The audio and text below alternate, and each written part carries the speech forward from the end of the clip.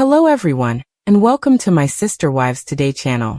I hope everyone is having a wonderful day. Before we begin, please hit the subscribe button and give this video a thumbs up. It was the showdown no one thought they'd see. Not in a TLC storyline, not in a leaked production rumor, but in a real-life courtroom. Kody Brown, the self-described patriarch who once took pride in holding the family together at all costs, took on Christine Brown, the once soft-spoken, ever-smiling third wife of Sister Wives fame. However, there were no confessionals, talking heads, or producer interruptions this time around. This was not Flagstaff. This was not Coyote Pass. Christine was prepared for battle, because this was a courtroom. The threats the case wasn't just about who got to keep the camping gear, or who was entitled to the family's old furniture from Las Vegas. People who watched the court say that this was about something much more serious. Financial entanglements, ongoing property disputes, and mismanagement claims that go back to the first Sister Wives seasons when the Browns were together.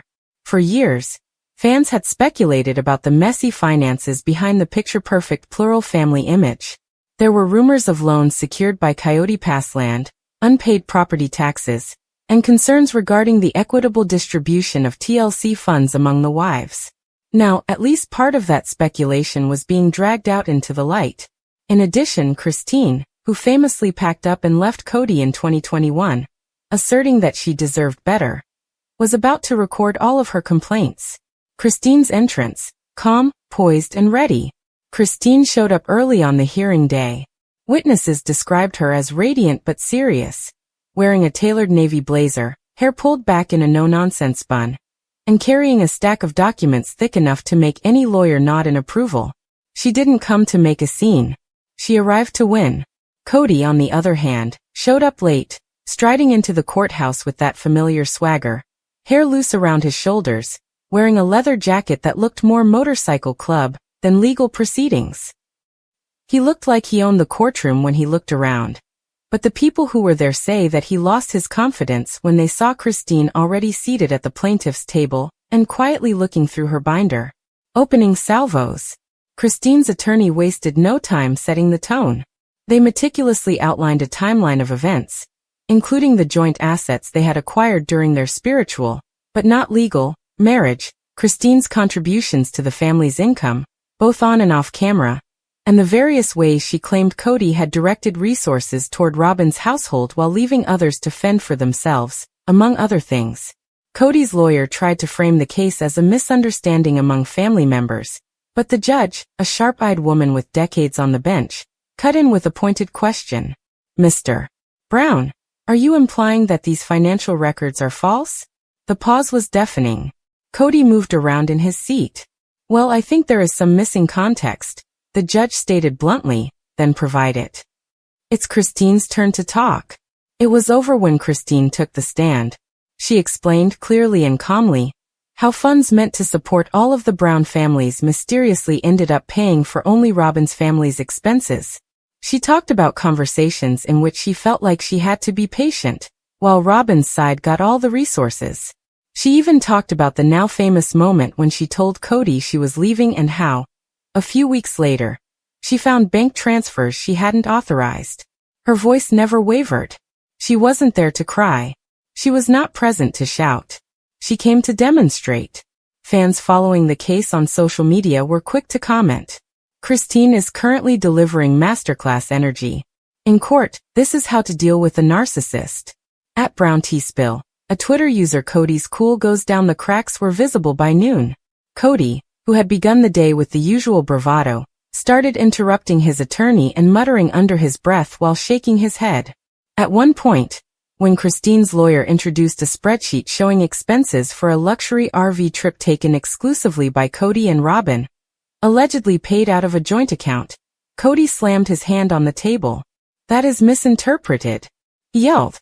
The judge did not hesitate. Mr. Brown, if you cannot control yourself, I will have you removed from this courtroom. The room stopped talking. For the first time, Kody didn't have a comeback. The judge's remarks that left Kody speechless. The judge took a moment to directly address both parties after hours of testimony and cross-examination. Looking squarely at Kody, she said, Mr. Brown, I have reviewed the evidence, and I have listened to both sides carefully. What I see here is a pattern of behavior that does not align with the principles of fairness and transparency that you claim to value. You speak of family unity, yet your financial decisions reflect favoritism and disregard for agreed-upon commitments. Those present say Kody's face went pale. It was a rare, unfiltered blow for a man who was used to controlling the narrative, on camera, in his relationships, and even in his public image. Christine's triumph. By the end of the day, the decision was clear. Christine was entitled to a substantial financial settlement, which included her fair share of the assets that had been shared in the past and reimbursement for some costs she had borne on her own.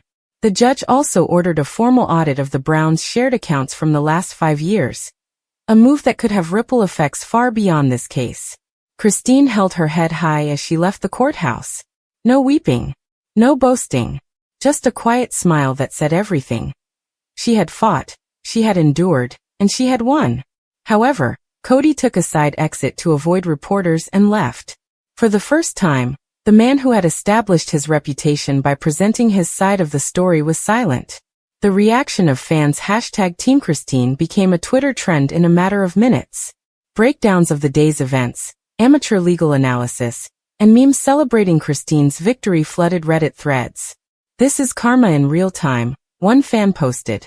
Christine walked away from him, built her own life, and now she's holding him accountable in court. Icon conduct. Others speculated what this might mean for sister wives going forward. Is the case covered by TLC? Would Kody try to spin it as a misunderstanding? Or was this the beginning of the end for his on-screen reign? Christine's statement. Christine posted a brief Instagram message later that evening. "Truth, respect, and closure were the themes of today. I am indebted to my friends, my legal team, and everyone else who has helped me along this path." Moving on to the next section. It wasn't flashy, but it didn't have to be. The victory spoke for itself. Kody's muteness, perhaps most telling, was Kody's complete silence in the aftermath. No social media posts. No interviews. No spontaneous rants on the porch for the cameras. The absence of a counterattack suggested something rare for a man who thrives on narrative control. He might have finally been cornered. To understand why this courtroom clash cut so deep, you have to go back years. Long before Christine packed her bags in Flagstaff. Behind the cameras, the Browns' finances had always been murky. While TLC's sister wives' paychecks rolled in, it was never fully clear how they were divided. Some sources claimed the money was split evenly among the wives and Kody. Others alleged it went into a single family account that Kody controlled. Christine, according to friends, was always generous with her share. One insider told an online fan forum, she'd buy things for the kids, she'd host family gatherings, she'd pitch in for the expenses of other wives. But when did she need assistance? Crickets. The tension really started to build after the family's expensive move from Las Vegas to Flagstaff. From the beginning, Christine had been skeptic about the move, scared about having to move her children away, and worried about the sudden need to buy land at Coyote Pass.